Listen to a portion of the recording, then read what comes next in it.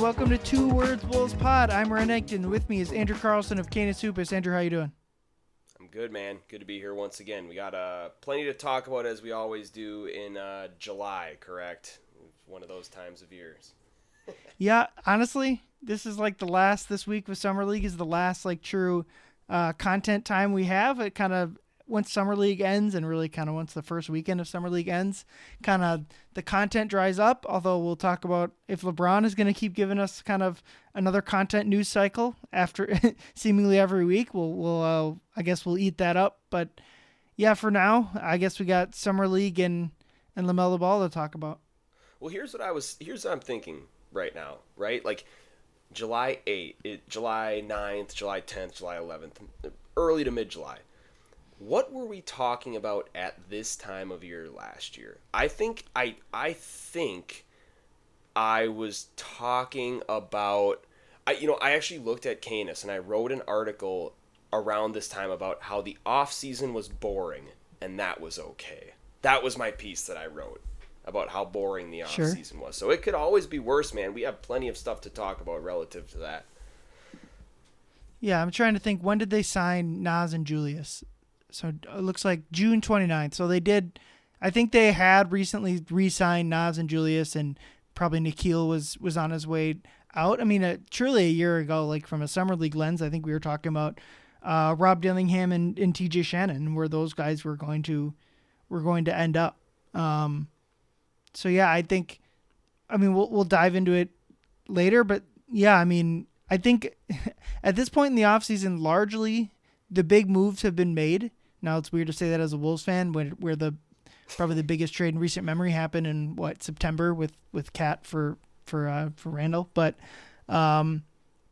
yeah, it slows down pretty quick here, and I think for guys that cover a team that has made it to early May to mid May the last couple of years, we'll take the month and a half or so off, even if it's less, it's a bit harder to find content topics.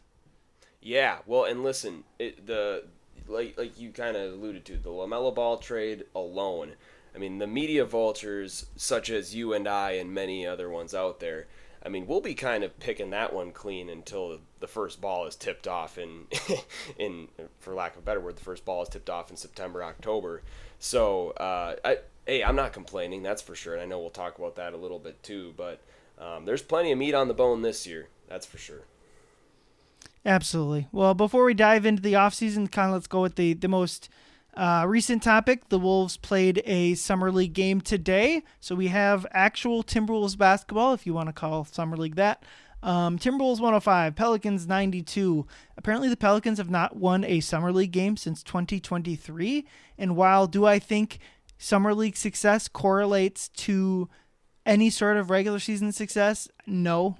I don't think that, and my guess is a lot of time there might be a negative correlation because the bad teams end up having the good prospects on the Summer League squad, but it's kind of funny to me that a team has gone over for multiple years in Summer League. Maybe that, I don't know, maybe I'm overthinking that has any sort of relevance, or maybe, I mean, the Wolves kind of have had, even without a top-tier prospect, have succeeded in the Summer League. But the two guys I want to talk about, let's start first with Joan Beringer, who I thought was extraordinarily good, at least from a Summer League lens in this game.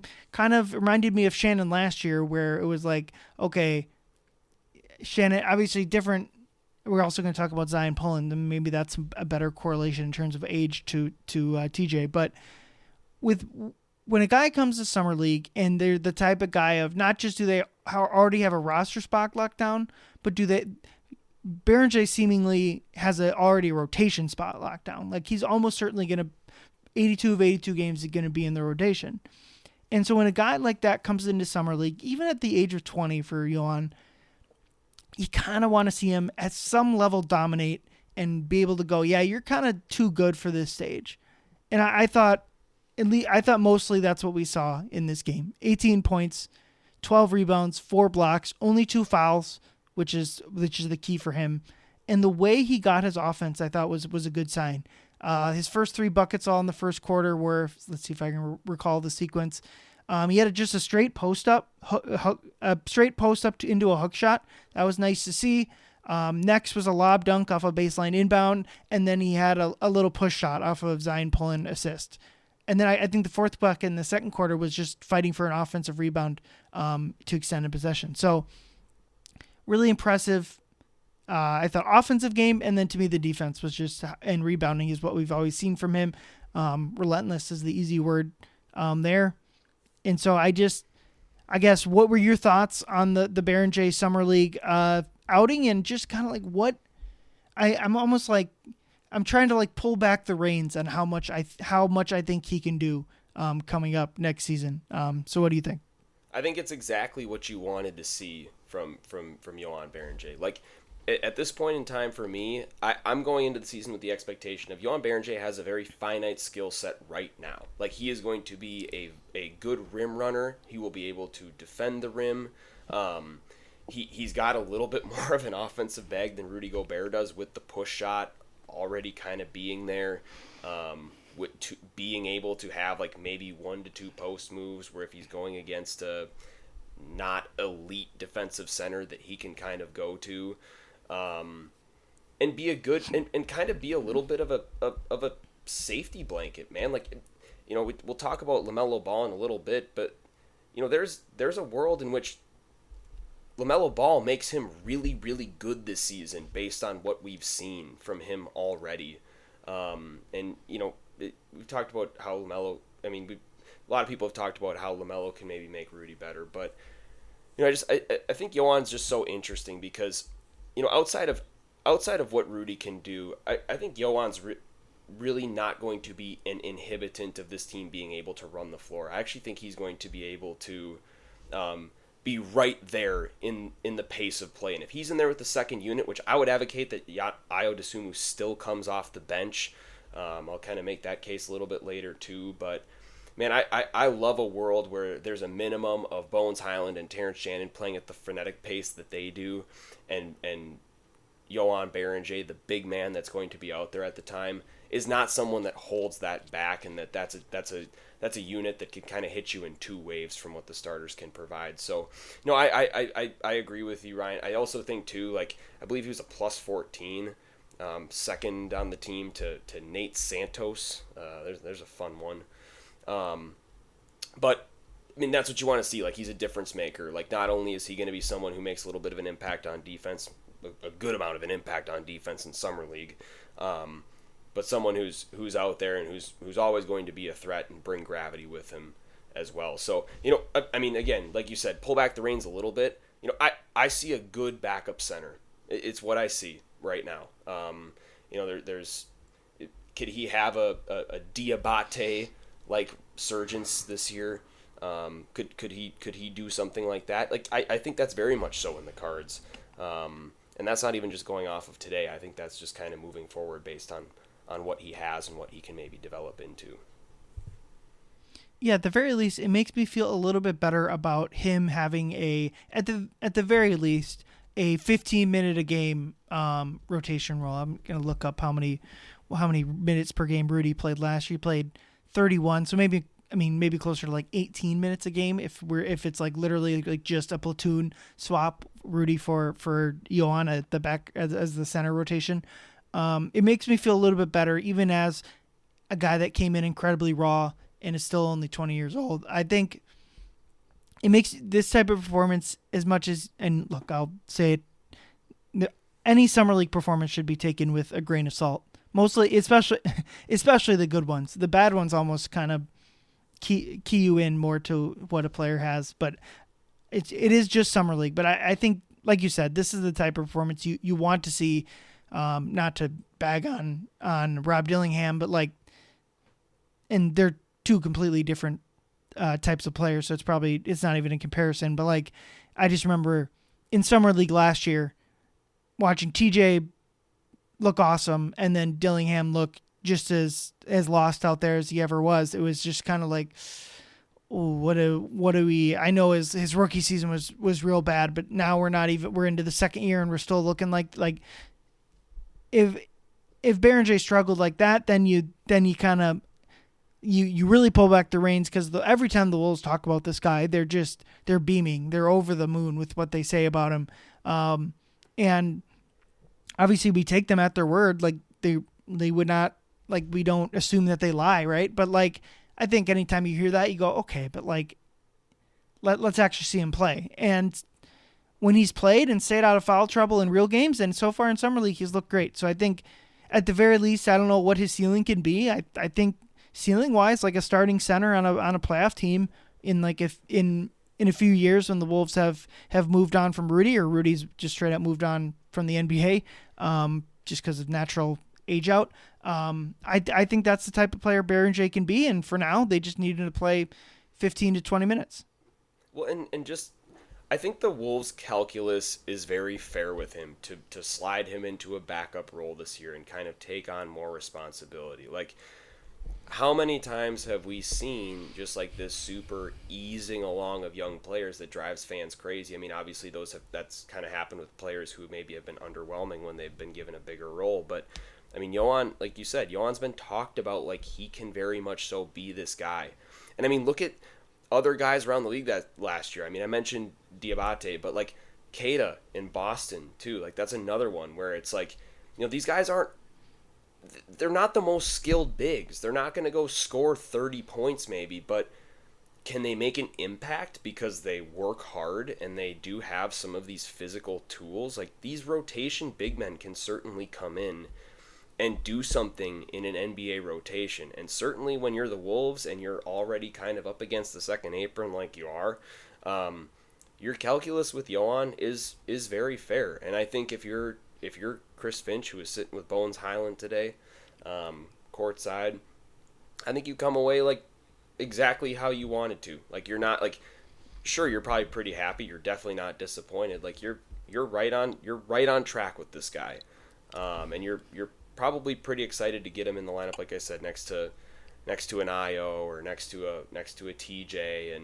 and get him running the floor, catching lobs, and making the offense go at a pretty quick pace. So no, I'm right there with you. I agree about his ceiling. I think the ceiling is there. Like I think that maybe again, like with the ceiling, you can make a pretty tall front court where he can maybe even slide into a 4 at some point in time. Knock on wood. We'll see about that. I don't really buy into the 0-on-4 thing, but I certainly think that that's a possibility if he develops the way that everybody kind of wants him to. But no, I'm there. I think that heading in first summer league performance, come out of the gate, that's what you want to see. But again, it's one of those things. Like TJ looked like he didn't belong last year, and frankly, in an NBA setting, on the other side of the spectrum, he didn't really look like he belonged until April. So we'll see where it goes, but you got to come away encouraged. Absolutely. And to your Beringer at the 4 point, I think he could play the 4 with a different type of center, just not Rudy Gobert. I think that's where, completely. Like someone that can shoot, like say, I mean, like Brook Lopez when he was closer to his prime, that level of center that can stretch the floor. I think like Beringer you could play that Beringer with that type of player. But like with Rudy, I think it's like, and this is why they moved on from Julius. It's like we need to start spacing the floor around Rudy, and so the backup center minutes will still be available for Joan, and I'm looking forward to kind of the rest of the summer league, but especially once the season starts, what they can do with him. But the other summer league player I want to talk about, Zyon Pullin was the Wolves' best player today. He has 24 points, 12 assists, and was really driving the Wolves' offense through this one. If you're I mean, again, we're taking summer league with a grain of salt, but they're giving us basketball to watch and talk about, so we're going to talk about it. He was just the Wolves' best player in this one. Looked really good. He was spreading the ball around. 12 assists in a 40-minute game is a lot, along with 24 points. Was able to get to the line. The caveat is he is 25 years old, so I think you see like a player that was, I mean, he torched the G League last year. I don't have the numbers in front of me, but he was in Iowa. He was awesome. So if that can translate at all, I think is good. He is currently on a 2-way contract, and I think certainly this type of performance would indicate that you keep him on that. I would still, like we talk about Beringer's ceiling, what is Zyon Pullin's ceiling Could he get to like what they wanted Jalen Noel to be? Obviously, that's always the cliche guess. Even that, I might be just still skeptical on. Even like what I guess what Bones has done the past year, or maybe like when he first got to the team. Is that possible for him on the low end? I think that would be like a good outcome for him. But at the very least, I think if you're going to have if your 3-2A guys are going to be a guard, a wing, and a big, I think this is a solid enough 2-way guy to have. And he looks like, at the very least, if you were injured on a certain night in your backcourt and you need Zyon to play 5-10 minutes to hold you over, I think at least this summer league game would lend you to believe that like he has some of that in him. Yeah, for sure. I mean, and the other thing too, so he averaged it was 27 points down in the G League last year. He shot 50% from three, which I think is kind of crazy to me because he took 1 3 today. Like he took 1 3. He went 25, was it 25 and 12 with 1 3 taken. I mean, that's pretty impressive, and he's got size to him too, man. Like he's 6'5", like he's a pretty big dude when you see him in the locker room for a guard. Certainly somebody that can initiate offense. I'm with you. I mean, I think that it's just hard because there's such a logjam in this backcourt right now for minutes. Like you said, it would have to be in like kind of a spot injury situation. I was actually more so intrigued to see Enrique Freeman today because I thought, if he blew the doors off of Summer League, I thought there was actually maybe a path for him to see some minutes this year, kind of how Joan did last year, where it was like, oh, you can play 15, 20 minutes maybe if there's somebody down in the front court. Like if you can show the ability to shoot the basketball pretty well. I mean, you're 6'9", you're pretty athletic. Like I think there's a path to playing there. It's just harder with Zyon Pullin because it's like, who do you like you said, unless there's an injury or something like that, who do you really see that time over? But he's certainly capable. I mean, there's no question about that. It feels like if the Wolves were a clear tanking team, this is the type of player that comes in, maybe plays off the bench and fills it up a little bit and boosts his value. But, it's just hard to maybe see that impact there this year. But certainly someone that you want to keep on a 2-way contract, definitely somebody that you want to maybe keep in the locker room. But yeah, no, I mean, I'm completely with you. I think anytime you're able to show that you can score 25 points against NBA competition and only shoot 1 3, even though you're an extremely capable shooter, and put up a 25-point double-double, I mean, there's definitely something there. So, yeah, I mean, another player you got to come away encouraged by, but, where's the path for him to really see the floor outside of Des Moines? It's got to be an injury. Yeah, absolutely. All right, I guess, do you have any more Summer League thoughts? Just kind of rounding out the roster, kind of a rough day for Rocco Zikarsky. I thought the defense was fine, but the finishing around the rim, especially as a big guy, left a little bit to be desired. Kind of felt like would like to see him dunk a little bit more instead of, I think a couple times he tried to lay something in. It's like, dude, just turn it over and dunk it. Hit a three, so that's fun, but not the most inspiring Rocco Zikarsky performance. Kind of similar with Enrique Freeman. Saw again, like fine enough 2-way guy, like not gonna get up in arms about it. Just like not. I was more interested in other performances than Nate Santos, a guy I wasn't familiar with, but like you mentioned, led the team in plus minus, had 20 points, 5 of 8 from 3. Anyone catch your eye of that list or someone else? No, I'm with you on Rocco. I think it's going to be really interesting moving forward to see just the body of work from the front court. I mean, it's so easy after game one. I still, where were you when the Josh Minot 28-point game happened in game 1 of Summer League in 2022? You know what I mean? It's going to be really interesting to see the body of work with the front court because obviously I think teams are going to kind of load up on Joan. I think they're going to maybe limit him a little bit more. Where does that offense come from moving forward for him? Is he able to score in multiple ways? I think that's going to be really interesting to see. Clearly, I think that might free up Rocco a little bit. Is he able to capitalize on that? Year 2, you'd hope to see a little bit more from him. Obviously, that didn't really happen today. But just honestly, man, I just want to see the body of work from this front court because teams are going to adapt to them. They're still coached by very other teams are still coached by very competent people. They're adapting game plans. Like summer league, yes, it's fun for a lot of people, but it's livelihoods for the people who are on the floor much of the time. So they're trying. They're going to be adapting things and seeing what works. And so how this front court adapts to how different teams scout them is going to be very interesting, and just kind of, for me, just continuing to watch Joan and how he's able to get to his offense with teams clearly paying a little bit more attention to him.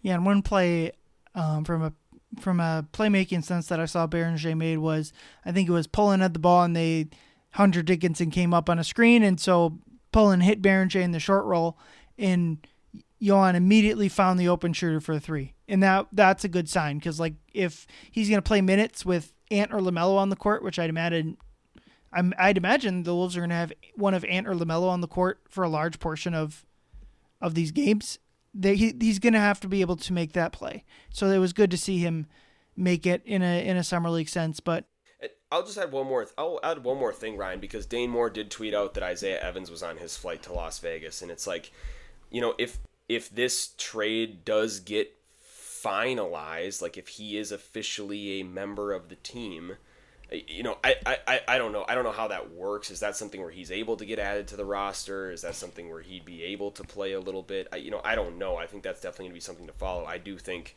obviously Beringer is going to be someone who in my mind is the most interesting to follow. I'll follow Rocco as well and just kind of see if he progresses. But the most interesting player to me might not even be on the floor right now for this team.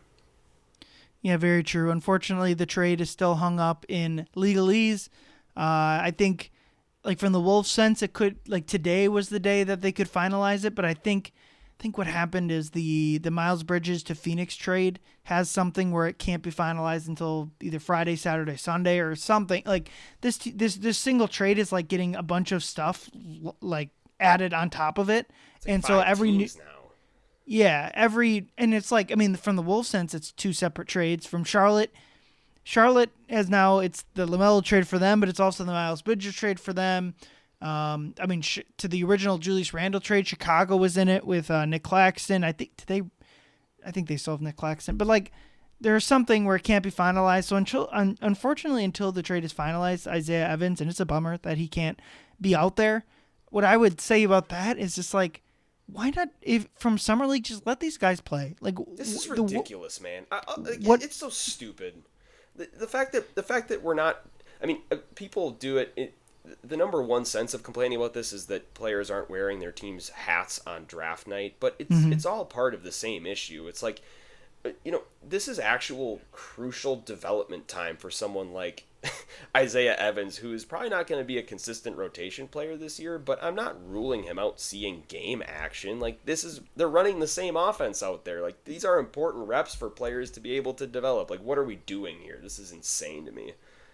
Yeah, and like what's the worst case scenario? That a guy like Isaiah, like that the trade gets reversed and that Isaiah Evans has now played summer league games for a team that he doesn't play for? And it's like, well, he's around the team. Or he's like in the huddles and stuff. Like, I don't think he's practicing with the team. But like, yeah, it's just, I don't know what. It's just like the league year. Like, I don't know, man. Like the league year beginning after the NBA draft is just the dumbest thing of all time to me. I will never understand it. The NBA draft should signal the start of the league year with free agency coming after it. And I'm sure there's logistical reasons or, like you said, legalese where that may not be able to be the case. But, I mean, what are we doing here? The NBA draft where players are beginning their career in the NBA, starting their career, that should be the first part of the league year right after it opens, and trades should borderline be able to be approved in real time. I just do not understand this.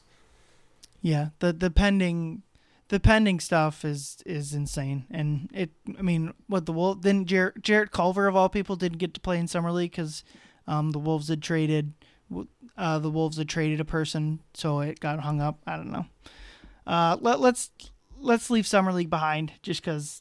I don't know. There's still more to come and still more to see. But last time we had you on was between the two big trades that the Wolves have done. We talked about the Julius Randle salary dump, and I think at the time we were both like, okay, don't hate it, but like if this is it, this is pretty brutal.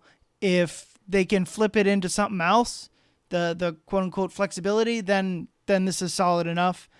And they did that. Obviously, they traded Naz Reid and a pick or two and got LaMelo Ball. So I guess just before we dive into anything else, just what were your quick thoughts on the LaMelo trade? Like it, dislike it, and then in general, just like, what do you think LaMelo's fit with Ant will look like? I think the fit is tremendous with Ant. Like on paper, it's about as good as it can be. I mean, shot selection aside, yes, he doesn't take some of the best shots. Neither does Anthony Edwards. They're both extremely talented players, and they take them because they can make them.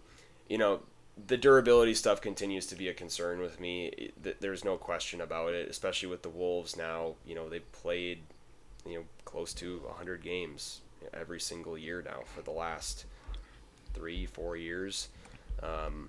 That's an issue for me, and I think that LaMelo's performance in the play-in game, was that a product of, in the play-in in general, was it a product of fatigue? Was it a product of whatever it might be? Those are definitely things that I would keep an eye on. That said, you got an all-world talent. Like, the guy is like, he is going to be the most exciting player at the point guard position since Ricky Rubio. And I don't even know, man, like he is going to be the best point guard in a Wolves uniform since Marbury? I don't know. Like, Mike. Yeah. Like, I think he has a chance to be the best point guard in Timberwolves franchise history. It's not a great list. It's not a great list, but like by default, it's obvious. And, I think that the initial thing that struck me was the Wolves talked all year last year about how they wanted to play with pace. And they kept saying it, and it kept not happening. And it was one of those things where, for me, by December, January, I was like, all right, man, I'll believe when I see it. You guys can keep talking about this. Sounds good. Cool, you acquired Ayo Dosunmu. Bench plays with pace. That's cool. That's a lot of fun. Ayo pushes the pace. The best player on the team doesn't. So I was like, okay, there's still a point guard sized issue on this team, and it came to a point where clearly the Wolves are going to need to decide where is the hole on our roster and where is it most detrimental where that hole is. And the answer quickly became that it cannot be point guard. Ayo Dosunmu is not a good enough starting point guard for this team. That was proven in the San Antonio series when he could not handle traps better than Anthony Edwards. Dante DiVincenzo, not the answer. Clearly a stopgap solution.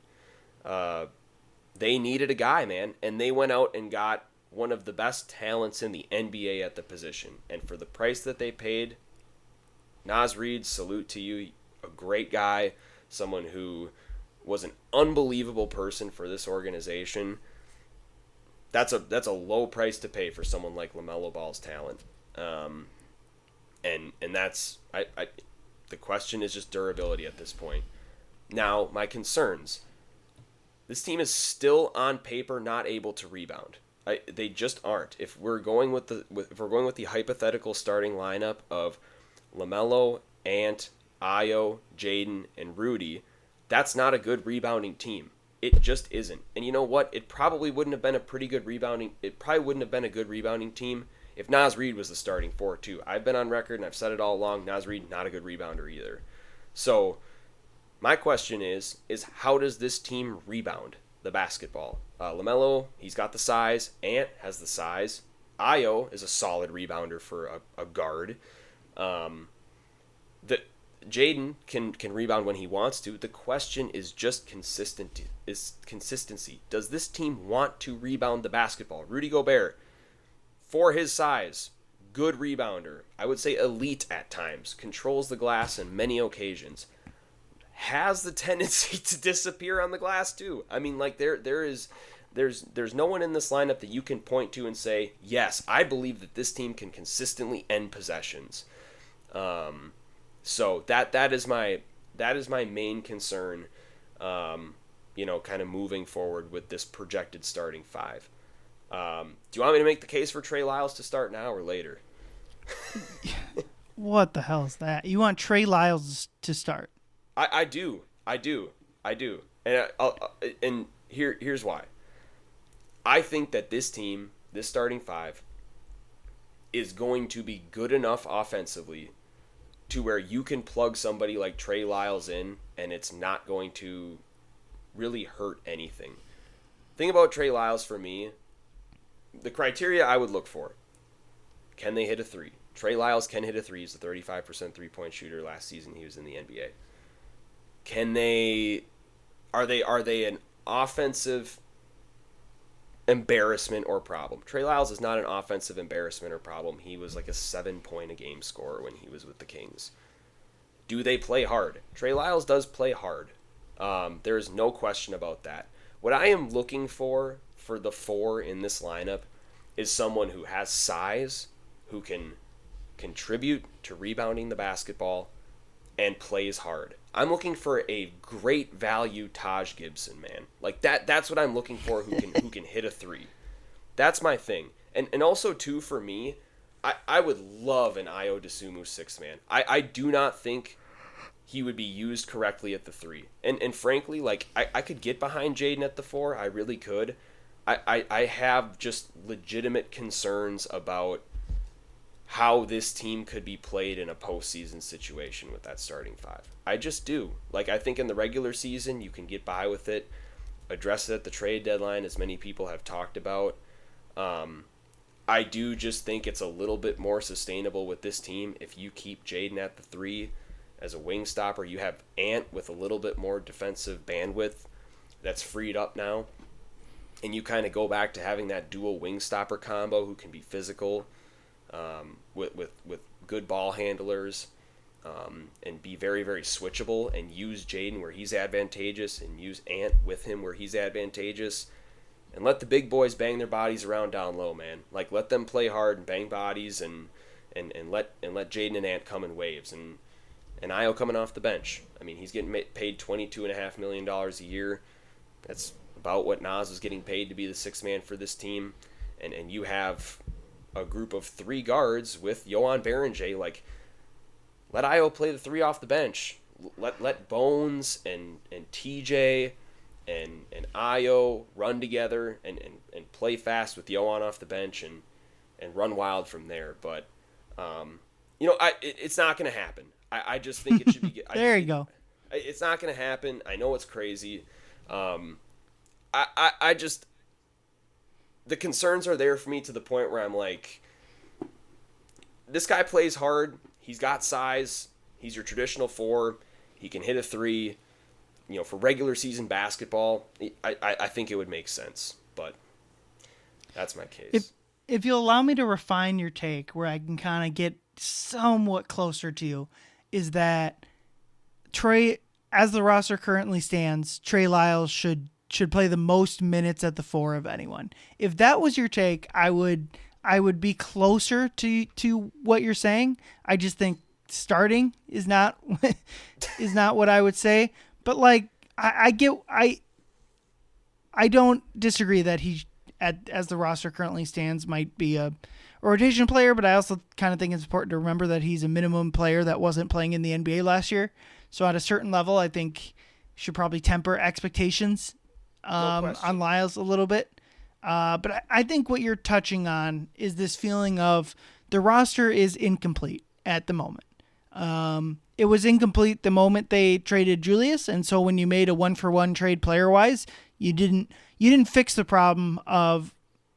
Look, I think in retrospect now the Julius Randle trade is solid, especially. I mean, we talked about Isaiah Evans. It sounded like they were going to pick Isaiah Evans at the end of the first round, so to get him in the second round is nice. They're just missing one more solid rotation player. And I think this offseason, we'll talk about LeBron later, assuming LeBron isn't coming. I don't really see before the season starts, how they fix that issue. They could waive and stretch Josh Green, but I don't want to load $5 million on next year's books and the year after's books just to free up $6 million for this year. I think that's bad business. I think you're better off letting Josh Green's contract expire on your books, even if it continues this roster imbalance. So I think what you're kind of hitting on here is like the current state of the roster is not good enough for a playoff sense. In the regular season, I think they kind of better be able to paper over the front court issue. When you have Ant, LaMelo, Rudy, Jaden, and Io, like those five, it almost like that's enough talent to make the top six and probably top four of the Western Conference. You should be able to do that. And so I just don't think, I think at the deadline is where you're going to first actually start to, because you don't have draft capital, there's no one that's going to take Josh Green's money just for free. But at the trade deadline, when things are more fluid, maybe you can hop in and use a Josh Green contract to facilitate something else. Maybe someone, I mean, look, if you really wanted to trade someone, it'd be using Dante DiVincenzo as an asset to remove Josh Green's money. It'd be stapling Terrence Shannon. I don't think they really want to do that, especially not with Dante.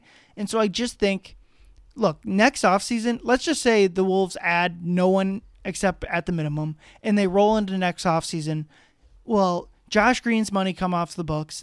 You'd imagine that if they keep Dante on their books and don't re-sign him next offseason, that's going to not make a whole lot of sense. It feels like that's the whole reason why you wouldn't trade him now, is that you can have his bird rights for next offseason, but they're going to be under the luxury tax right now. So they'll have $26 million to spend under the first apron, so they can spend all of that money to add another starting caliber player. Or this offseason, or this deadline, add a player using Josh Green's salary that makes that, like, another team just kind of, they make $20 million in their next year, and they're good enough for that, but like, we just want to get rid of the books, so we'll take Josh Green off your hands because he's expiring, something like that. And so I long story short, I think what you're getting at here is like the roster does seem incomplete. I do kind of think it feels like now, again, there's a looming easy solution to this, but it feels like right now they're going to roll into the starting lineup. I do think the best version of this team is with Io coming off the bench, like you said, as a sixth man, replacing that Naz Reid role, obviously from the wing instead of a big. But I think they'll roll with this starting lineup where you're playing basically Jaden at the 4, and the goal for the rest of the season will be, however you can, we need to find a starting 4 for the playoffs. Yeah, completely. I'm with you on, the Io thing is a big thing for me. I do think that is his role as being an elite sixth man. I think that's kind of what you re-signed him to do, and if he progresses beyond that, then great. I just think for me, like, right now I look at traits. One, I'm not sold on Jaden's best version of him being a 4. I'm just not right now. I could be proven wrong. That would be great. It just feels like power forward Jaden McDaniels is the Jaden McDaniels that's in the corner again. Man, I can't really get past that, and that's what the Wolves have tried so hard to get away from. And then beyond that, I just look for traits. I'm like, okay, if Jaden does bump down to the 3, what do you look for? Okay, someone who plays hard, can hit a 3, and has some size and can guard a little bit, and just, like, they're just a veteran that plays hard. And I think you or I could play the 4 in this starting 5 next year, and we'd actually not be too bad. Like, this is going to be a really good offensive team. If you are a capable player, I think you can step in and produce. And look, man, whatever it is, I mean, typically it's been a guard, but Chris Finch has had some success, finding guys off the scrap heap and working them into roles that make sense, stripping their game down to what they're good at, putting them in more of those situations. And I maybe see that a little bit here. Once again, it won't happen, but I think it also just stems from, like, the traits thing I talked about, but mainly, like you said, like, I do think the best version of Ayo Dosunmu is coming off the bench. I think that's a really fun second wave that comes in and kind of hits people with another fast punch up and down the floor.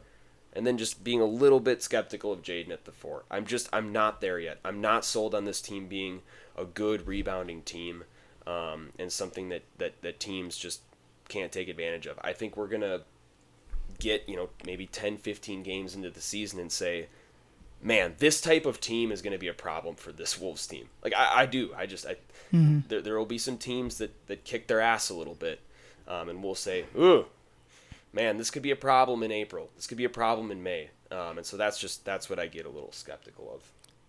Honestly, like the Brooklyn Nets would probably be like a team, obviously, like 100%. Just because like Julius would be a matchup problem for the Timberwolves. I don't know who they would. I don't think they'd really want to put Rudy on him. They'd probably put Jaden on him, and on a good Julius night, that'd be tough for him. I actually am a little bit more sold from Jaden at the 4, only in a regular season sense. I think getting Jaden off the ball defensively a little more, I think, could be really beneficial. He's always succeeded as kind of like the low man. So maybe like Jaden as the 4 next to Joan would be interesting, like in a bench rotation or like. No question. I think that would work. I think there'd be a lot of nights where you'd be in a matchup deficit, maybe against like Cleveland, where like they have their 2 bigs. Who's guarding Mobley? It would be Jaden, but like that'd be tough. But on the flip side, I think there'd be a lot of teams where it's just like, yeah, no 4s have any chance to guard Jaden. Like there'd be, on the flip side, it'd be more polarized in terms of, there'd be a lot of good matchups and a lot of bad matchups in the regular season. And for the regular season, personally, I don't think that's a bad thing. But for the playoffs, I think that is bad, because you got to be able to mix and match and be able to beat big teams, small teams. Like you gotta have more versatility. And so that's kind of where I'm at. I think the playoff, this team is the regular season roster. I just think the regular season is so much about like just talent combined with fit, combined with give a shit. And the Wolves had the talent, and I think now they have more of the fit. And so if they can get that third one, I think they'll be fine. No, I don't think this actually sets them up poorly against Oklahoma City. Like Jaden on Chet's actually, that's not a terrible matchup. Like would OKC roll with 2 bigs and play Hartenstein, and now I would think so. I would think so. I mean, I think that any team would want to roll 2 bigs out against this team, but in Oklahoma City's case, like a Jaden Chet matchup actually isn't the worst thing for the Wolves, and you're not really giving up size on the. I mean, sure, what are you scared of Dort with like that stuff just doesn't scare me. Like you'll have guys like Ant and Io who can, do their thing with Shea. I just, that's a team where maybe the perception is that this trade makes them worse against Oklahoma City. Like, I don't necessarily think so. I think they'd be fine. Obviously, San Antonio is going to be a nightmare just for the obvious reasons. But, I think in that sense, like, it's not bad at all. But, it's just one of those things where it's like it's shades of Brandon Clark killing them in 2021, right? Like, a reserve big could come in and you can run 2 big reserves against them and end up in the wrong situation. But again, I'm open to my mind being changed, man. This is just these are 1,000 different thoughts that I have every single day on how this starting 5 could shake out. Yeah, I guess I'm just drawing the distinction between regular season and playoffs, and that because the playoffs one is the bigger issue, they just have a lot of time to figure it out. Both from a coaching sense and from a front office roster building sense. But honestly, all of this is. I'm hoping all of this conversation looks dumb, because the Wolves are going to have a power forward heading into the year. You want a veteran? I got a veteran for you, LeBron bleeping James. Oh man. And I think Krasinski tweeted it out very early on in the process and had a fantastic piece about the whole thing. But I think John said something to the effect of, he won't, but he should. And that's exactly, I agree with that 1,000,000%. This is the best basketball situation for LeBron James. If he wants his go back home for a second time, fine, Cleveland. If he wants the Unk still got it team, go to Golden State. If you want, If you want the fans to boo you after a quarter and a half of bad basketball, go to Philly.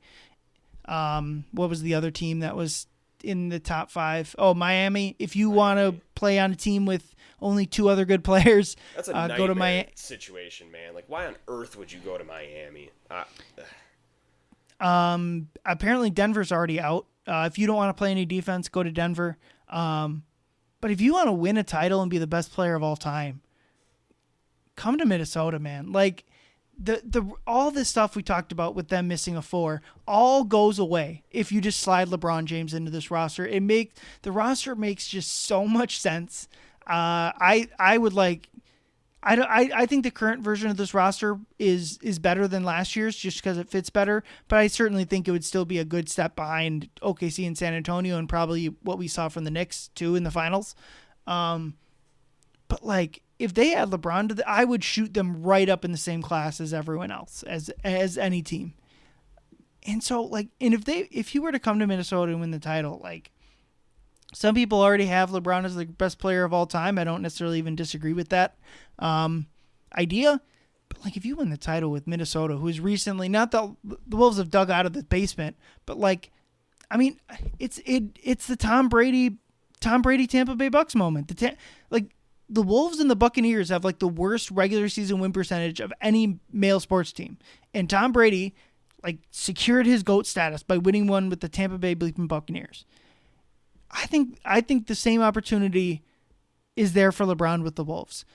All of that, but like all of that said, it's not going to happen. It's a fun, awesome story that the Wolves. Shams reported today that LeBron is down to 5 teams and the Wolves are one of them. That's awesome. That's an amazing sign for this organization. But like he's not going to. But like he should. He and the Wolves wouldn't need him to play every night. Like we already said, like this version of this roster in the regular season is more than fine. So, like, they wouldn't need him to play every night, and they certainly wouldn't need him to play much defense or big minutes. So, I don't know. We all would really like it to happen. It'd be a big deal, but, like, I think it'd be naive to think it's any sort of likely. I truly think this is the first time where we've legitimately run into the situation where weather is a massive deterrent in a free agency decision. Like, I know it's already been talked about that, like, you know, players are a little bit reluctant to come to Minnesota, but if the Wolves pay them, like they'll come and they'll play, and you know it's fun to play next to Ant. You know, I truly do think that if the Wolves were located in Tampa Bay, or if the Wolves were located in, if we were the Phoenix Timberwolves, I think it's a legitimate thing that could possibly happen. I truly do think that the winters are a deterrent in this free agency decision. Like Cleveland kind of gets the hometown handicap here, but I think the weather plays a legitimate situation. To your point, yes, it's the best basketball fit. I think Philly is tied with it for number one as a basketball fit. No, they got a $50 million anchor on their roster. I disagree. That it's even. I think it's pretty close. And I mean, even Tours, that he's not gonna go to Philadelphia either. I mean, that's just. It's Golden State and it's Cleveland and like maybe Miami. That's it. I think it's Cleveland. It's gonna be Cleveland. I hate that fit. I really do. I think you're kidding yourself if that team is like what hard. Well, I do that. The only way they keep Harden, like if LeBron wants, well, the big thing is like if LeBron wants more than like $6 million, the Wolves aren't going to be able to do that. But like if he wants mid-level exception money, then the Cavs are losing Harden. Like they don't have the money, or they have to trade Mobley, and like I don't see it with that. Like just blow it all up for 1 year of LeBron James. Like the thing for me with Cleveland is they've already been shown to not be able to hit the next level because their backcourt's not good enough to get a stop. I mean, let alone like I'm gonna leave James Harden's playoff struggles on an island and just not even touch that one. They're not good enough to get a stop, man. Like Donovan Mitchell can't get a stop when he needs to. He can't. Like he hits a ceiling. He's a fine scorer. When he goes for 60 points in February, it's awesome. He looks really good. When it comes time in the playoffs, he can't get a stop against a player that's of his same caliber of scoring. Look at Anthony Edwards. He can. There's a lot of players that can. Shea can. Shea's a good defender when he wants to be. Donovan Mitchell isn't that. James Harden certainly isn't that. And LeBron is I would say, marginal at this point in his career. Like, he can put a couple good defensive possessions together if he needs to. Like, you're not getting any better in those situations if you're Cleveland. From a Wolves perspective, yeah, man, like that is a perfect fit. I mean, you have also the differentiator is like you have guys in the lineup that have, I would say, a very similar level of facilitation to LeBron, and you have more defensive prowess around you than what you did in LA, which was the clear thing that you were missing pretty much the whole time you were there, outside of Anthony Davis being healthy, which was few and far between. You have everything around you that you could ever want, man. You really do. And not to mention, there will be, whether you're going to Minnesota or not, the national cameras are going to be in Minneapolis all the time next year. I mean, this team, the Wolves without LeBron James are already Bleacher Report's wet dream, and with LeBron James, most cameras that'll be in Minneapolis for a very, very, very, very, very long time. So, plenty of attention, plenty of things going to be around it. From a basketball sense, it makes all of the sense in the world. I just part two. I'm tired of this shit, man. I just am. I really am. Like, Bob Myers clearly tampering. Quite literally in 4K, we have tampering from a team president, from an organization president. The whiteboard, like that was okay. I'm tired of it, man. Like, there's just Shams reporting that him and Draymond Green are gonna hang out. Like, what are we doing here? What is this? What does the world come to? Back in my day, Woj would have tweeted only top 3 teams and wouldn't have tweeted again until the contract was signed. I'm sick and tired of the saga per se. Like, hey, the Wolves are in. Oh, they might be out. Well, they're back in. They're in the top 5. Well, and Philly's kind of making a little bit of a push here too. Like, he knows where he's going, man. Like, he probably does. Or if he doesn't, he's between like 2 teams. So I love it. It's a lot of fun. The Wolves, if we're talking from a basketball sense, Krasinski did write a couple awesome pieces on it. I'm tired of it. I'm ready for it to be over. Just old Yeller, man. Old Yeller, this whole free agency saga. That's kind of what I would be saying to LeBron if I was the Wolves. Be like, hey, man, if you want to seriously talk about this and try to win the title, come here. Like, let's talk. But if you want to film your thing, if you want to have your storybook, whatever, then yeah, you're not going to come to Minnesota. But if you seriously want to back up, like, you're all about winning, like, then we can have a discussion. But, like, yeah, the reports today about the voice memos, like, are we for real right now? I don't know, just, yeah, it's just like, I don't know. And, like, I think this is fair. Like, is LeBron seriously going to play on the minimum? Like, that seems a little, I don't know. I think it's going to be Cleveland. I think Cleveland will like trade one of Allen or Mobley to free up roster space and money, and they'll get, I don't know. That's probably what'll happen, or I don't know. It's not.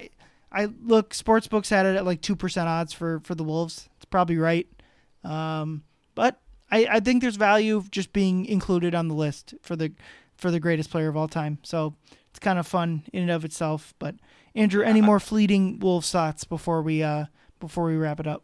Well, that's just what I was about to say. Is like, I'd like to capitalize kind of on what you were just kind of going into, is the fact that the Wolves are even mentioned in this free agency sweepstakes is a legitimate fever dream.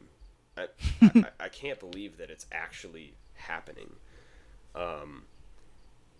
It's when you live through what you did for, at least for our lives with this franchise, the actual embarrassments that used to get rolled out onto the court, just the empty stadiums. There was just like so much hopelessness around this team for so much time. it's fun. It's fun to at least have this, and it sounds like such a loser thing to say, but it's true. I genuinely like seeing the Wolves right there with Miami and Golden State and Cleveland for LeBron James to do kind of a last dance sort of thing.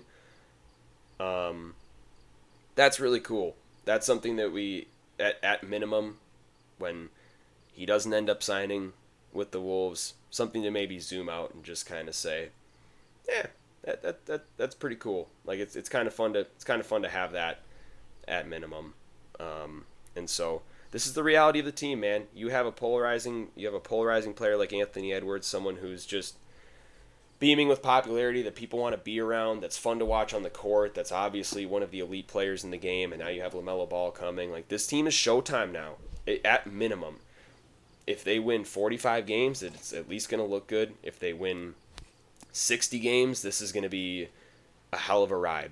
And I will say, for as much painful basketball that took place last year for a team that was just shy of 50 wins, it was not pretty. When it didn't work, it was rock bottom, and it was not fun. Fingers crossed, knock on wood, this team is not going to be that. When they lose games, it is at least going to be a fun thing to watch, and I think people are taking notice of that, and that's why you see them alongside other teams for, in my opinion, the best player of all time.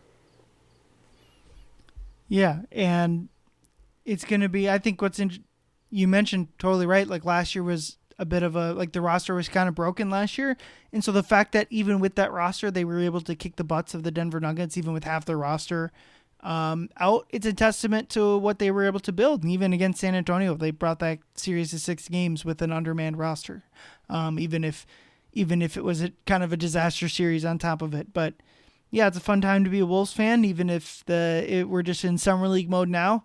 I'm excited. It's gonna, like you said, it's gonna be interesting. Whether it's good or bad or otherwise, it's gonna be interesting. Even if we don't get LeBron James, and hey, at the very least, we get to like say he goes to Cleveland and they lose a game, we just get to tweet out like, oh, we told you, should have listened to us. Okay, sent that tweet. Now I got to go shovel the driveway. I mean, but like, it's not like Cleveland, Ohio is any sort of like, that's not Miami Beach either. I don't know. No, it's just got the hometown effect. He can go to his high school reunions in 15 minutes. Yeah, he already did that. This is it's a retread. It's the live action version of Moana. It's like, you already made this movie. All right, Andrew. Well, thank you for coming on. This podcast will be back later this weekend based on we'll do a podcast. I'll be in Vegas, so I'll do a podcast after the next game, which is always really good to Summer League, is to go game by game with podcasts. That's what, there's always an hour of stuff we're to talk about. Not really, but for Andrew, I'm Ryan. Thank you everyone for listening. Go Wolves. Hey, you.